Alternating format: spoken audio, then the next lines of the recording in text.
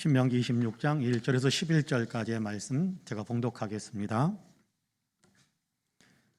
네 하나님 여호와께서 내게 기업으로 주어 차지하게 하실 땅에 내가 들어가서 거기에 거주할 때에 네 하나님 여호와께서 내게 주신 땅에서 그 토지의 모든 소산의 만물을 거둔 후에 그것을 가져다가 광주리에 담고 네 하나님 여호와께서 그의 이름을 두시려고 택하신 곳으로 그것을 가지고 가서 그때의 제사장에게 나아가 그에게 이르기를 내가 오늘 당신의 하나님 여호와께 아뢰나이다.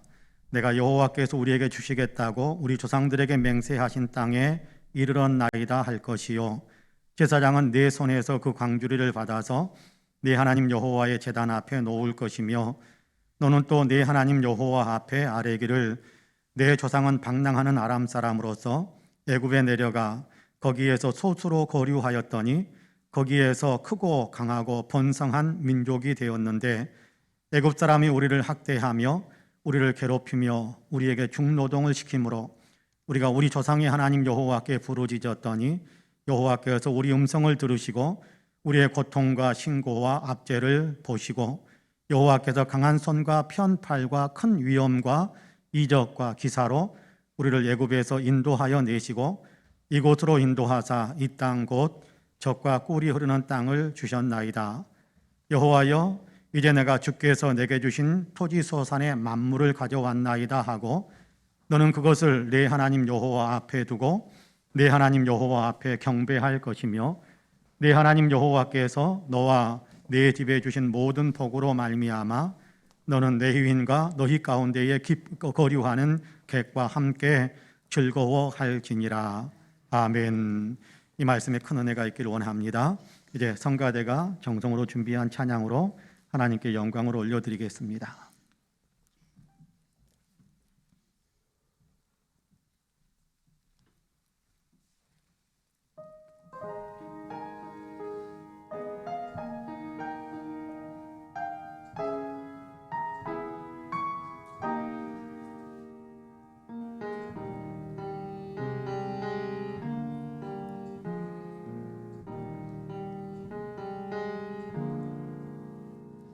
주님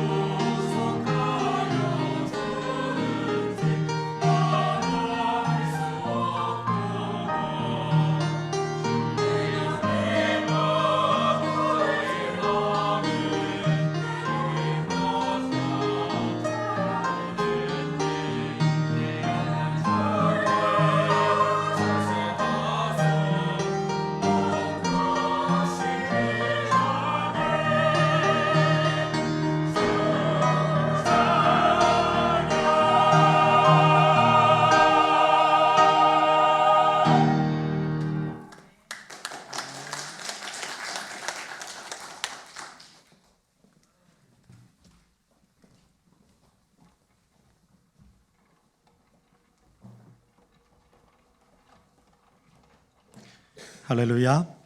아름다운 찬양 감사합니다. 우리 성가대에게 다시 한번 뜨거운 박수 해주시면 좋겠습니다.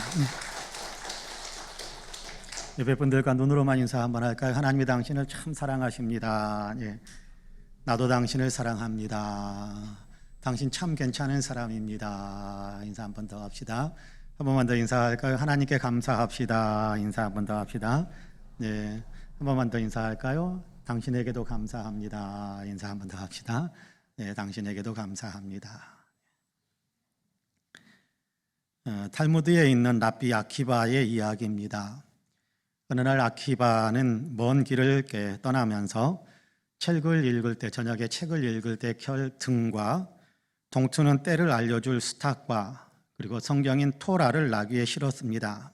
그리고 먼 길을 떠나게 되는데 길을 가다가 밤이 되자 그는 가까운 마을에 들어가 한 집에 문을 두드리며 하룻밤 머물 수 있게 해달라고 청했습니다. 집주인은 나귀에 수탉까지 데리고 다니는 사람이 머물 공간은 우리 집에는 없습니다 라면서 거절합니다. 다른 집들도 같은 이유를 대며 매정하게 거절을 해버렸습니다. 아키바는 하나님이 더 좋은 것을 주시려는가 보다라고 생각하며 감사하는 마음으로 마을에서 나와서 근처 언덕에 올라가 자리를 깔고 누웠습니다. 잠이 오지 않자 성경을 읽으려고 등불을 켰는데 바람에 그만 등불이 꺼져버립니다. 들짐승이 오는 소리가 나니까 나귀가 놀랐는지 허둥대다가 그냥 이렇게 뛰쳐나가 도망가 버립니다. 나귀가 도망가면서 내리는 소란스러운 소리에 수탉마저 덩달아서 도망가 버렸습니다. 그는 낯선 곳에서 등불도 켜지 못한 채 밤을 보내야 했고 나귀도 잃고 수탉까지 다 잃었지만 그럼에도 불구하고 여전히 마음속에 하나님이 더 좋은 것을 주시려는가 보다라고 생각하며 감사의 마음을 올려드렸습니다. 아키바는 어렵게 밤을 지낸 후에 아침이 되자 다시 지나왔던 매정하게 뿌리침을 당하여 숙소를 잡지 못했던 그 마을로 내려갔습니다. 마을에 도착한 그는 깜짝 놀랐습니다. 전날 밤에 마을에 강도떼가 들이닥쳐서 마을 사람들을 죽이고 모든 가축들을 다 끌고 가버리는 사건이 벌어져 있었던 겁니다. 만약 그가 그 동네에 머물러 있었거나 등불이 켜져 있었거나 낙이나 또 수탉이 우러댔다라면 아마 그도 똑같은 처지가 되지 않을 수가 없었을 것입니다. 눈에 보이는 것이 전부가 아니었던 거지요. 피부로 느껴지는 것만이 전부가 아니었던 것이었습니다. 세옹지마라는 말이 있지 않습니까? 좋아 보이는 것이 반드시 좋은 것으로 끝나는 것은 아닌 것 같고요. 좋지 않아 보이는 것이 정말로 좋지 않은 것만은 아닌 것으로 그렇게 우리가 나중에 열매를 거두게 되는 일들이 있지 않습니까? 우리도 이 사실을 깊이 마음에 새길 수 있어야 한다고 생각합니다. 노력했지만 내 뜻대로 일이 잘 안 풀릴 때도 있을 것이고요. 내 힘으로 어떻게 할 수 없는, 어떻게 처리할 수 없는 그런 일들을 만날 수도 있을 것입니다. 그럴 때에라도 원망이나 불평으로 잠 못 이루며 화병을 앓는 밤을 보내지 마시고 다만 이 또한 하나님의 섭리 가운데 있는 일이다. 하나님께서 더 좋은 것을 주시려는가 보다 라면서 오히려 주권자 하나님을 신뢰하며 마음으로 감사드릴 수 있는 그런 마음을 우리가 품고 사는 것이 더 아름다운 삶을 살 수 있는 길이다라는 사실을 우리가 알게 해주는 그런 이야기라고 생각합니다. 하박국 선지자는 친히 그렇게 했지 않습니까? 하박국 3장 17절과 18절에서 하박국 선지자는 이런 고백을 합니다.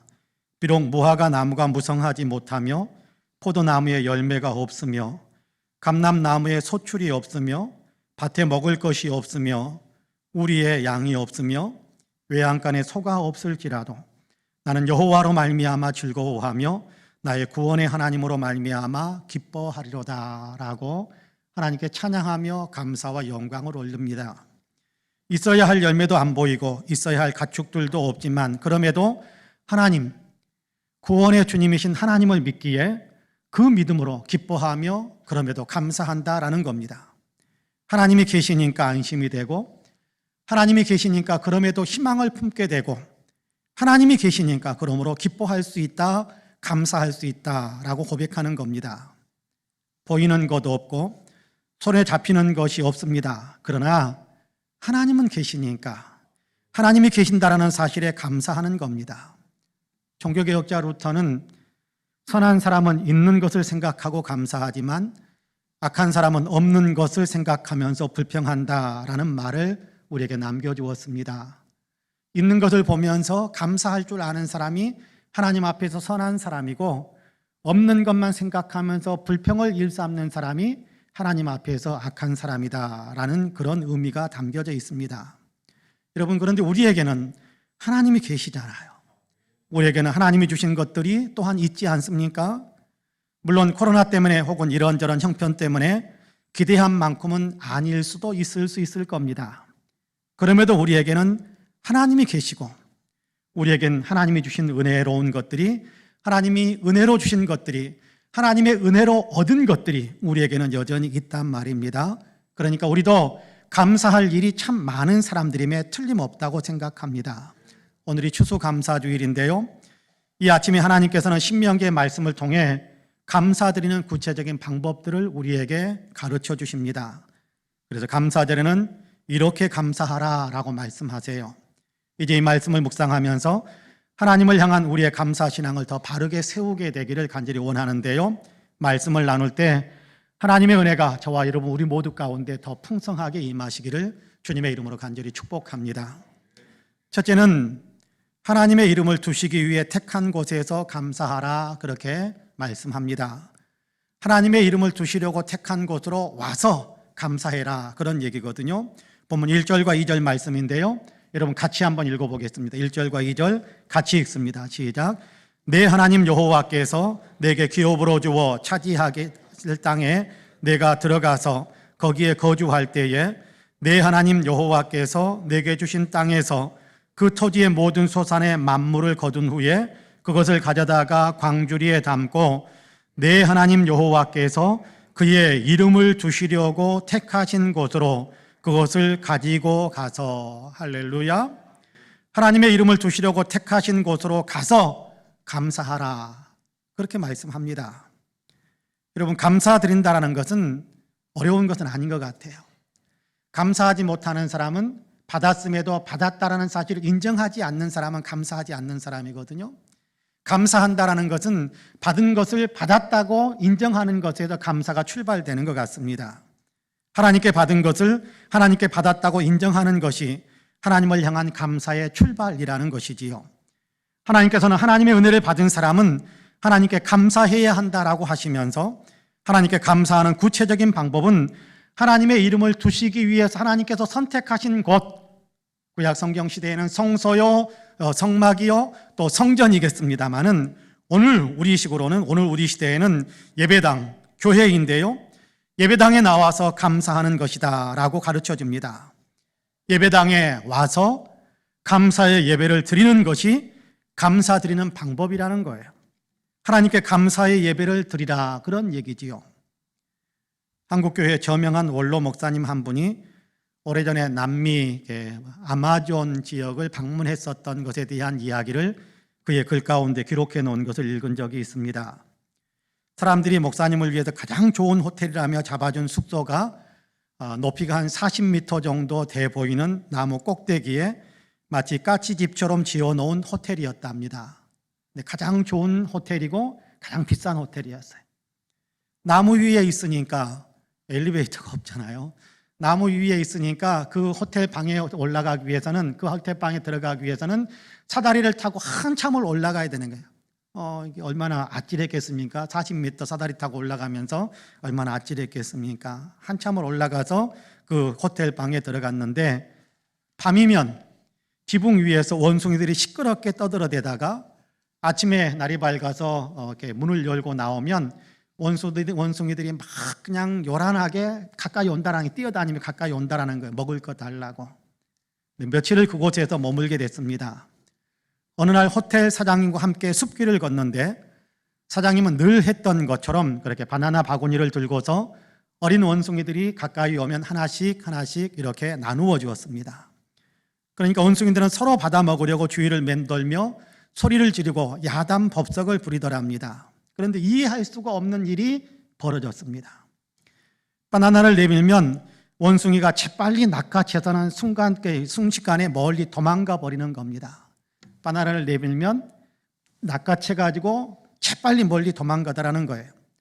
사장님은 매일같이 그렇게 바나나를 주는데도 원숭이들 가운데서는 단 한 마리도 공손하게 받거나 고마워하는 마음을 이렇게 나타내면서 받는 원숭이가 하나도 없더라는 겁니다. 이해가 안 된다면서 왜 그러냐고 물었더니 사장님이 그렇게 한마디로 대답을 해주더랍니다. 이것이 동물들과 사람의 다른 점입니다. 그렇게 이야기를 해주더라는 겁니다. 바나나를 이렇게 주어도 고마워할 줄도 모르고, 그리고 바나나를 낚아채자마자 또 멀리 도망가는 것은 불신 때문이래요. 이거 주면서 자기를 붙잡을까봐 재빨리 낚아채서는 멀리 순식간에 도망간다라는 거예요. 혹시 자기가 자기를 잡을까봐. 그래서 믿지 않는 거지요. 믿지 않으니까 도망가 버리는 겁니다. 저는 이 글을 읽으면서 예수님께서 고쳐주신 10명의 나병 환자들이 생각이 났습니다. 그 중에 9사람이 이런 모습이려니 하는 생각이 들었습니다. 병고침의 은혜를 받았는데도 그 은혜를 낚아채듯 챙기고 그냥 가버리는 모습이 원숭이들과 다르지 않다라는 생각이 든 겁니다.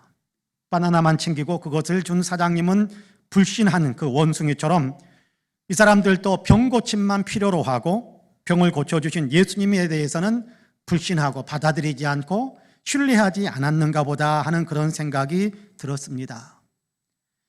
10사람 가운데 한 사람은 좀 달랐지요. 병고침을 받게 되자 곧바로 예수님께 달려와서 땅에 엎드려 감사하다라면서 크게 절을 했지 않습니까?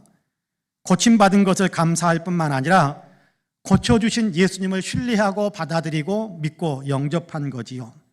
그래서 예수님은 그 사람에게 내 믿음이 너를 구원하였다라는 구원의 선포까지 해주셨지 않습니까? 그냥 가버린 사람들과는 다르게 예수님께 와서 엎드려 감사하는 그 사람에게만 예수님은 네가 나를 믿는구나 하신 겁니다. 고침받고 그냥 가버린 사람들을 믿음 있는 사람이라고 하지 않으셨어요. 다만 예수님 앞에 와서 감사하는 그 사람에게만, 예수님에게 와서 감사하는 그 사람에게만 내가 나를 믿는구나 하시면서 너의 그 믿음이 너를 구원하였다라고 말씀하신 겁니다. 믿음으로 영혼의 구원을 받았다라고 선포하신 거지요. 주님 앞에 와서 감사드리는 것이 곧 주님을 믿는 모습이요, 그 믿음이 너를 구원했다라고 선포하신 겁니다. 우리에게도 동일하게 적용되지 않겠습니까? 주님 앞에 나와 감사하는 것이 실제로 믿음이고, 믿음의 사람이라면 당연히 주님 앞에 나와서 감사의 예배를 드리는 것이 합당한 일 아니겠습니까? 그렇습니다. 하나님께서 인정하시는 감사의 첫 번째 방법은 하나님 앞에 와서 감사의 예배를 드리는 것입니다. 하나님의 이름을 기념하게 하신 곳 예배당에 나와서 감사하는 마음으로 예배하는 것이 하나님이 인정하시는 감사의 길이라 하는 겁니다. 이렇게 감사하는 사람을 예수님은 믿음의 사람이라고 인정하시면서 네가 정말 믿는 사람이구나, 너에게 정말 믿음이 있구나라는 사실을 인정하면서 그 믿음으로 너는 구원받았다라고 선포해 주셨지 않습니까? 그렇습니다. 주님 앞에 와서 예배드리는 것이 감사드리는 방법입니다. 바라기는 저와 여러분 우리 모두는 항상 주님 앞에 나와 감사하는 마음으로 예배하면서 하나님께 나의 감사의 믿음을 늘 나타내시기를 주님의 이름으로 간절히 축복합니다. 아멘. 둘째는 소산물을 드리면서 감사하라, 그렇게 말씀합니다. 소산물, 내 삶에서 거두어들인 열매들을 가리키는 그런 말이지요. 그 열매들을 또 구분해서 하나님께 드리면서 감사해야 된다라고 말씀합니다. 본문에서 본문 3절에서 10절까지 해서 이 말씀을 하는데요, 여기에는 하나님께 우리가 받은 것, 구원의 은혜를 받았고 또 생업을 위한 은혜를 받았고, 그리고 그 생업을 통해서 거둔 열매들이 있는 그런 열매의 은혜를 받았다라는 사실을 가르쳐주면서 이런 것들을 하나님께 내어드리면서 감사할 수 있어야 된다라고 우리에게 가르쳐줍니다. 그럼 3절에서 10절까지의 말씀을 천천히 같이 한번 읽어보겠습니다. 깁니다마는 같이 읽어봅시다. 시작. 그때에 제사장에게 나아가 그에게 이르기를 내가 오늘 당신의 하나님 여호와께 아뢰나이다. 내가 여호와께서 우리에게 주시겠다고 우리 조상들에게 맹세하신 땅에 이르렀나이다 할 것이요, 제사장은 내 손에서 그 광주리를 받아서 내 하나님 여호와의 제단 앞에 놓을 것이며, 너는 또 내 하나님 여호와 앞에 말하기를 내 조상은 방랑하는 아람 사람으로서 애굽에 내려가 거기에서 소수로 거류하였더니 거기에서 크고 강하고 번성한 민족이 되었는데 애굽 사람이 우리를 학대하며 우리를 괴롭히며 우리에게 중노동을 시키므로 우리가 우리 조상의 하나님 여호와께 부르짖었더니 여호와께서 우리 음성을 들으시고 우리의 고통과 신고와 압제를 보시고 여호와께서 강한 손과 편팔과 큰 위엄과 이적과 기사로 우리를 애굽에서 인도하여 내시고 이곳으로 인도하사 이 땅 곧 젖과 꿀이 흐르는 땅을 주셨나이다. 여호와여, 이제 내가 주께서 내게 주신 토지 소산의 만물을 가져왔나이다 하고 너는 그것을 내 하나님 여호와 앞에 두고 내 하나님 여호와 앞에 경배할 것이며. 할렐루야. 하나님 앞에 나와 엎드려서 예배드릴 때 먼저 하나님께서 구원해 주셨음을 감사드리라 라고 말씀을 시작하고 있습니다. 애굽에서 구원해 주신 은혜지요, 속박에서 건져주신 은혜입니다. 우리도 죄의 노예였었는데 예수님의 십자가의 은혜로 구원받았지 않습니까? 이 사실을 인정하면서 하나님 우리에게 이렇게 구원의 은혜를 베풀어 주셔서 감사합니다라는 그런 고백이 하나님께 올려져야 한다는 거예요. 구원받았으니까 구원해 주셔서 감사합니다라는 그런 고백을 드려야 된다는 겁니다. 또한 하나님께서 땅을 주셔서 거주하며 생업의 터전을 삼게 하신 것을 감사해야 한다라고 말씀하고 있습니다. 머물 수 있는 삶의 터전, 일할 수 있는 직장과 환경과 여건과 상황들을 주신 것에 감사해야 한다는 겁니다. 우리가 발을 붙이고 살 수 있는 땅, 우리가 잠을 자면서 살 수 있는 어떤 주택들, 그리고 우리가 일할 수 있는 직장, 일할 수 있는 내용들, 또 일할 수 있는 건강들, 이런 모든 것들을 하나님께서 우리에게 주셨는데 그런 어떤 일할 수 있는 또 생업에 전념할 수 있는 은혜를 주셔서 감사합니다라는 그런 감사의 고백이 우리에게 있어야 한다는 겁니다. 나아가 생업의 터전에서 소산물을 거둘 수 있게 된 것을 감사하면서 이런 것을 거두었습니다 라면서 거둔 것의 일부분을 하나님 앞에 봉헌하면서 하나님께 예물로 바치면서 감사를 드려야 된다라고 이야기합니다. 생업을 통해 열매를 거둔 것을 감사하라라고 이야기하는 거지요. 어쩌면 사람들은 우리가 혹은 내가 열심히 일해서 이만큼 거둘 수 있었다라고 이야기하고 싶어 할 수 있을 것입니다. 맞습니다. 우리가 열심히 일했기 때문에, 내가 열심히 일했기 때문에 이런 열매를 거둔 것은 사실입니다. 그러나 열심히 일을 할 수 있었던 그 배경에 하나님의 은혜가 있었다라는 사실을 우리는 먼저 인정해야 할 것입니다. 생업에 터전을 주셨고 생업에 전념할 수 있게 하셨고, 여러분 우리가 조금 전에 찬송했습니다마는 여러분 햇빛과 단비도 주셨고 또 여러 가지 열매 맺게 하시는 조건들을 만들어 주셨잖아요. 하나님께서 그렇게 열매 맺게 하셨다라는 사실을 우리가 인정해야 된다라는 겁니다. 탁월한 구약 성서학자인 크리스토퍼 라이트 박사는 이 본문을 해설하면서 그런 얘기를 기록해 놓았더라고요. 내가 한 것이라며 권리를 주장하는 것이 아니라 하나님의 은혜가 있었기에 할 수 있었음을 인정하라라는 그런 의미로 이 본문을 우리가 이해해야 된다라고 설명해 주고 있는 것을 봤습니다. 그렇습니다.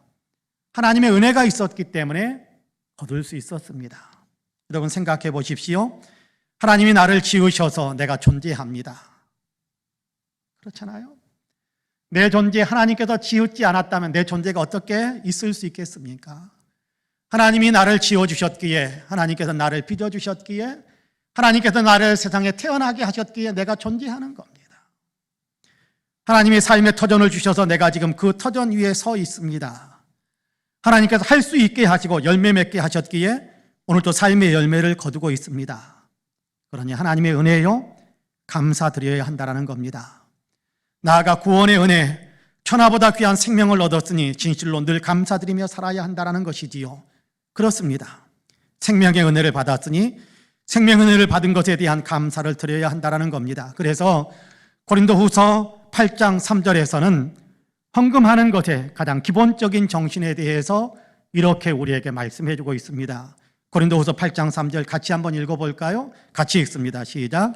우리가 바라던 것뿐 아니라 그들이 먼저 자신을 주께 드리고 또 하나님의 뜻을 따라 우리에게 주었도다 라고 말씀합니다. 그대로 놔두세요.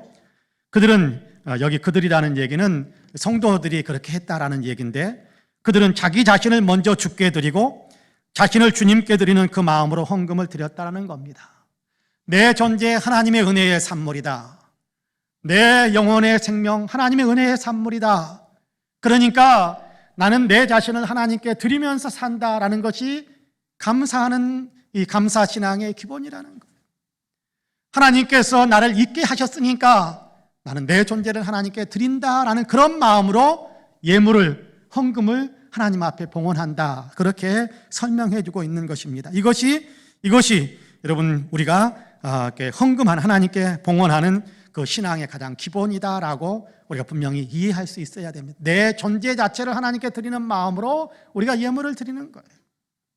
예물을 드릴 때에도 고린도후서 9장 7절과 8절에서는 또 이렇게 말씀합니다. 고린도후서 9장 7절과 8절 말씀 여러분 같이 한번 읽어볼까요? 각각 그 마음에 정한 대로 할 것이요 인색함으로나 억지로 하지 말지니 하나님은 즐겨내는 자를 사랑하시느니라. 하나님이 능히 모든 은혜를 너희에게 넘치게 하시나니 이는 너희로 모든 일에 항상 모든 것이 넉넉하여 모든 착한 일을 넘치게 하게 하려 하심이라. 할렐루야.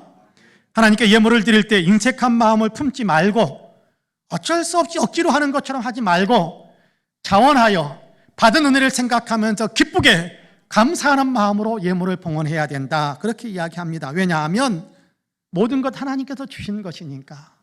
하나님께 드릴 수 있도록 우리에게 주셨고 선한 일, 착한 일을 할 수 있도록 그런 힘을 낼 수 있도록 우리에게 주셨으니까 하나님이 주신 것 가운데 예물을 봉헌하는 것인데 억지로 인색함으로 하지 말고 감사함으로 기쁨으로 자원해서 예물을 드려야 된다라고 말씀하고 있습니다. 그렇습니다. 감사의 예물은 기쁘고 즐거운 마음으로 드리는 겁니다. 기쁘고 즐겁게 자원하여 드리는 예물이 진짜 감사의 예물로 인정받게 되는 것입니다. 그렇습니다. 추수감사주일인데요. 어렵고 힘든 상황 속에서 우리가 살아온 것 사실입니다. 그런데 어렵고 힘든 상황 속에서도 어렵고 힘든 여건 속에서도 정말 어렵고 힘든 그런 어떤 삶의 여정을 그렇게 달려왔으면서도 그럼에도 봤더니 우리의 손에 잡힌 것이 있잖아요. 거둔 것이 있단 말이에요. 하나님이 이것을 거두게 하셨구나. 이만큼 거두게 하셨구나라는 사실을 생각하면서 그 사실을 인정하면서 감사해야 된다는 겁니다.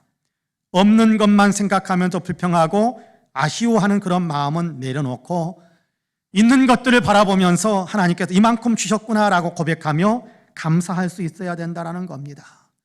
작은 것에 감사할 줄 알 때 하나님께서 큰 것을 맡기시잖아요. 하나님께서 축복을 선포하는 유명한 비유의 말씀들이 있잖아요. 특별히 달란트 비유에 보면 작은 것에 충성하니까 큰 것을 너에게 맡기겠다. 그렇게 말씀하잖아요. 네가 작은 것에 충성했으니까 큰 것을 맡기겠다. 아, 하나님 큰 것 맡아야 충성할 수 있는데요가 아니라 작은 건 네가 맡았는데도 그걸 가지고 충성했으니 더 큰 것을 너에게 맡기겠다. 주님은 그렇게 말씀하시지 않습니까? 부족하다고 불평만 하지 마시고 있는 것에 만족할 줄 알며 감사한다면 우리는 영적으로도 또 하나님 앞에서도 점점 더 큰 사람이 되어갈 것입니다. 어제 토요일 주일 예배 준비를 다 마치고 사무실에 좀 있는데 육정빈 자매가 찾아왔습니다. 윤태기 장로님, 김재현 권사님의 자부입니다. 큼직한 박스 3개를 가지고 왔어요. 본인이 회사를 냈는데 여러 가지 동안에 직장 생활하면서 가지고 있었던 노하우들을 다 발휘하고 동원할 수 있는 어떤 통로들을 다 동원해서 이제 본인의 회사를 만들어서 어린 아이들을 위한 유아들을 위한 이유식이나 영양 간식 젤 타입으로 되어 있다는데 그런 간식을 이렇게 유기농 재료들을 사용해서 만들었답니다. 이제 막 이렇게 만들었는데 출시도 하기 전에 먼저 하나님께 드리고 싶어서 가져왔다면서 첫 열매를 하나님께 드리겠다고 가지고 온 겁니다. 하나님께서 저는 그 마음을 받으시고 하나님께서 큰 복으로 갚아주실 것이라고 믿고 또 그렇게 간절히 기도했습니다. 그렇습니다. 추수한 대로 거둔 대로 하나님의 은혜를 생각하며 하나님께 예물을 드릴 수 있는 것, 이것이 감사드리는 신앙입니다. 이 믿음이 아름다운 믿음이고 복받게 될 믿음인 겁니다. 그러므로 사랑하는 성도님 여러분께서는 지금 내가 거둔 것들에 대해서 감사해야 할 줄 알면서 그 감사하는 마음으로 우리가 거둔 것 가운데 소산물로 그렇게 하나님께 영광을 올려드리는 아름다운 신앙의 사람들, 감사 신앙의 사람들이 다 되시기를 주님의 이름으로 간절히 축복합니다. 아멘. 마지막으로 가난한 이웃과 함께 기뻐하며 감사하라, 그렇게 말씀합니다. 본문 11절 말씀인데요, 같이 한번 읽겠습니다. 11절 말씀 같이 읽습니다. 내 하나님 여호와께서 너와 내 집에 주신 모든 복으로 말미암아 너는 내 유인과 너희 가운데 거류하는 객과 함께 즐거워할지니라. 할렐루야. 내 유인과 거류하는 객과 함께 기뻐하라, 함께 즐거워하라, 함께 감사하라, 그렇게 말씀하는 겁니다. 레위인은 성막에서 봉사하는 사람들입니다. 네이지파 사람들인데요, 네이지파 가운데는 제사장도 있고, 대부분의 네이지파 사람들은 제사장을 제외한 네이지파 사람들은 성소, 성막 또는 성전에서 제사장들을 도우며 성막의 일들을, 성전의 일들을 감당하는 사람들입니다. 이 사람들에게는 한 가지 특징이 있는데 생업이 없습니다. 성소에서 나오는 것을 먹고 살아야 하는 사람들입니다. 거류하는 객이라는 말은 좋게 이야기하면 나그네, 조금 더 안 좋게 이야기하면 떠내기, 더 안 좋고 지금 현실 우리의 실정에 있는 그대로 적용해서 이야기한다면 노숙자입니다. 내유인과 거류객의 공통점은 생계수단이 없다는 거지요. 성경은 이런 사람을 불쌍히 여기라고 하고, 또한 하나님의 백성들은 이들을 먹여 살려야 할 책임을 짊어져야 된다라고 말씀합니다.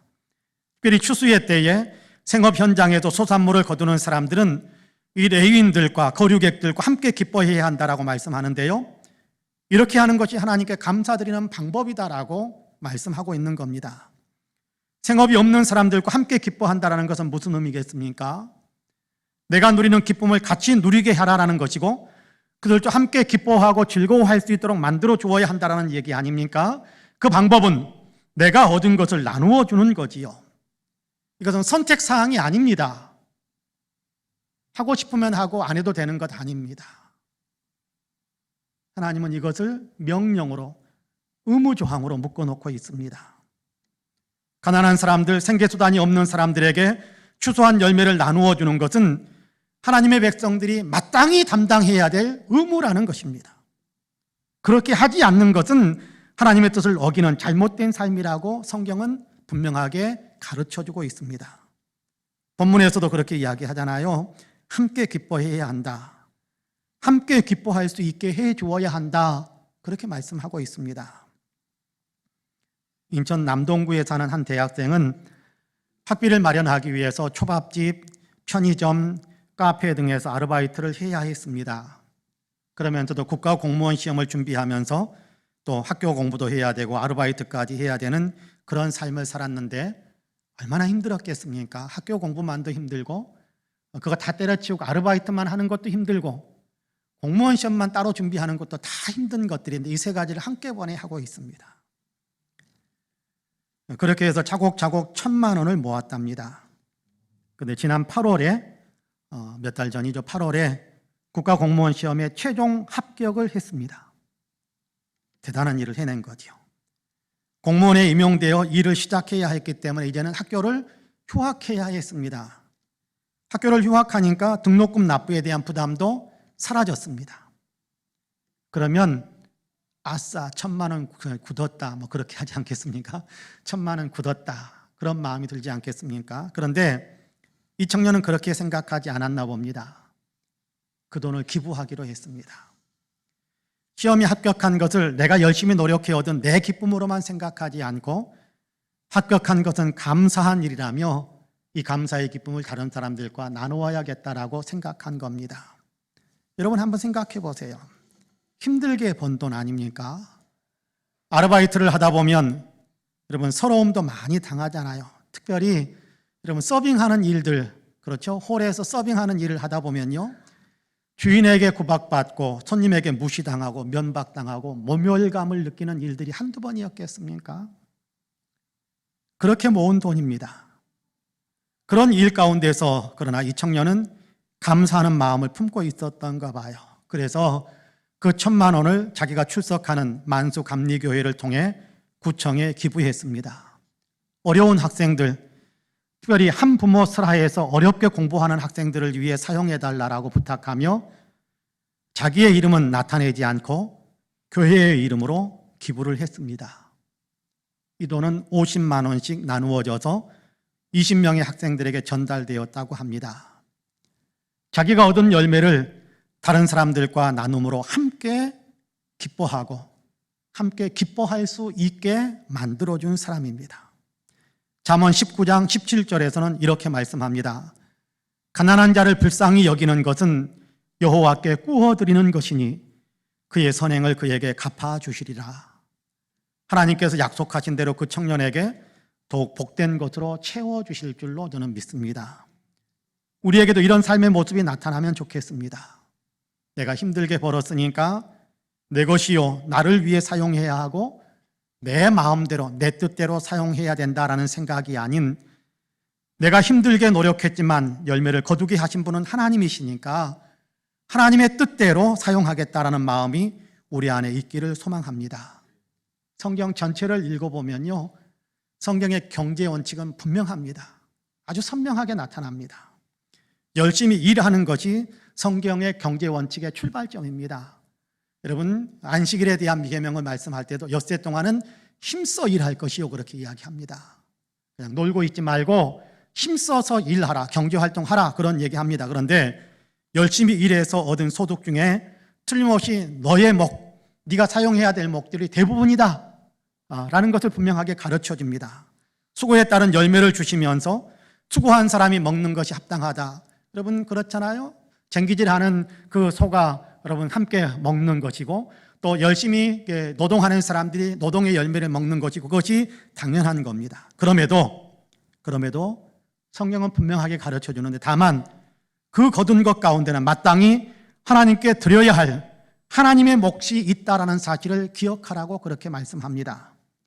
하나님은 소득의 10분의 1, 11조를 하나님의 것이다, 하나님의 몫이다라고 분명하게 선포합니다. 하나님께 드려서 하나님의 은혜입니다 라고 고백하고, 하나님께서 주신 것을 하나님께 드립니다 라는 그런 고백으로 11조를 하나님께 온전히 드리라라고 이야기합니다. 또한 우리의 소득에는 가난한 사람들의 몫도 들어있다라는 사실을 늘 깨우쳐 줍니다. 가난한 사람들을 위해 일정 부분을 나누어 주어야 한다는 겁니다. 이웃을 돌보는 일에 사용해야 할 몫이 반드시 있다라는 겁니다. 나누어 주어야 한다는 거예요. 선택사항이 아니라 의무사항입니다.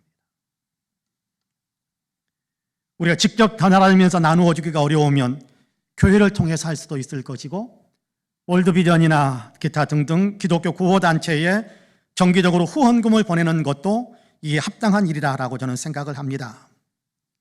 제가 아는 우리 교회의 연세 많으신 성도님 부부는 시각장애인을 위해 약 40여 년간 매월 정기적으로 후원금을 지금도 보내고 있습니다.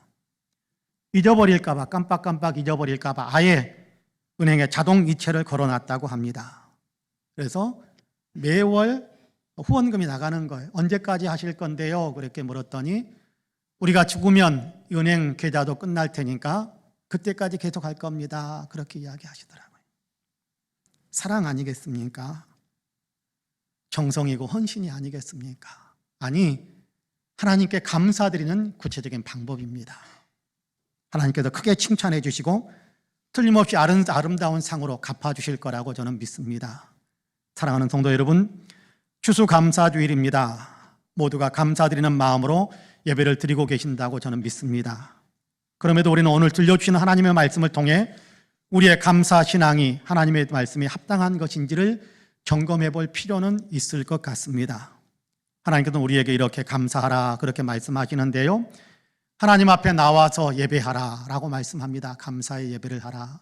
예배당에 나와서 예배하시는 분들, 부득이하게 영상으로 그렇게 있는 초소에서 초소를 성전 삼고 예배하는 모든 분들, 그렇게 하나님께 감사하는 마음으로 예배하고 있으니 잘하신 겁니다. 하나님께도 기쁘게 받으실 거라고 저는 믿습니다. 나아가 하나님께 받은 소산물 가운데 구별하여 하나님께 봉헌하면서 감사하라라고 가르쳐 주십니다. 우리 성도님들께서 오늘 또 감사의 예물, 특별히 추수감사의 예물로 하나님께 봉헌을 하면서 그렇게 감사를 표하고 있다고 저는 알고 있습니다. 잘하신 겁니다. 하나님께서 그렇게 하라고 하셨으니까 그렇게 하신 것을 하나님께서 기쁘게 받으시고 하나님 역사를 위해, 하나님의 일들을 위하여 또 아름답게 그 열매들을 하나님께서 사용해 주실 겁니다. 나아가 우리가 누리는 기쁨을 이웃, 특별히 가난하고 어려운 이웃들과 함께 나누면서 그들도 함께 기뻐하고 우리의 기쁨도 같이 커지게 하는 그런 감사의 방법을 우리가 걸어가야 합니다. 이것은 예배 마친 후에 우리가 삶의 현장으로 돌아가서 해야 할 일입니다. 우리가 오늘 예배를 드렸으니까, 이 말씀을 드렸으니까 오늘 우리 주변에 어렵고 힘든 이웃이 있는 것을 보게 되면 찾아서라도 작은 사랑을 나누어 줄 수 있는, 추수감사주일에 이렇게 우리가 감사하는 마음을 가졌는데 그 감사의 기쁨을 당신과 함께 나누고 싶습니다 라는 마음으로 가난하고 어려운 사람들을 도와줄 수 있는 그런 삶을 구체적으로 실천하시기 바랍니다. 그것이 감사신앙입니다. 하나님은 이렇게 감사해야 된다라고 말씀합니다. 바라기는 저와 여러분에게 이런 감사의 신앙이 더 커질 수 있게 되기를 주님의 이름으로 간절히 축복합니다. 아멘. 기도하겠습니다. 사랑과 은혜가 풍성하신 하나님, 우리에게 많은 은혜를 베풀어 주셔서 감사합니다. 존재하지 않았던 나를 존재케 만들어 주시고 멸망당해야 될 나를 구원하셔서 생명의 길에 서 있게 하시고 오늘도 삶을 살아갈 수 있는 삶의 현장들을 주시고 발 딛고 서고 이런저런 일들을 할 수 있는 삶의 터전들을 우리에게 주셔서 감사합니다. 삶의 터전에서 이런저런 열매를 맺게 하셨기에 거두게 하시고 적든지 많든지 하나님이 주신 것들 우리의 손으로 잡을 수 있게 하시니 우리의 품에 안을 수 있게 하시니 감사합니다. 감사하는 마음으로 예배하고 감사하는 마음으로 예물을 봉헌하였으니 이제 또 하나 감사의 길, 어렵고 힘든 이웃들 모두가 다 힘들다고 아우성치고 있는 이때에 우리가 이제 이웃들을 돌보는 일에 하나님 힘을 쓰려고 합니다. 도우셔서 하나님 결단하게 하시고 하나님의 말씀에 따라서 정말 어려운 이웃들을 도와줄 수 있는 귀한 손길을 뻗을 수 있는 우리 모두가 되게 하여 주옵소서. 감사드리며 예수님의 이름으로 기도하옵나이다. 아멘.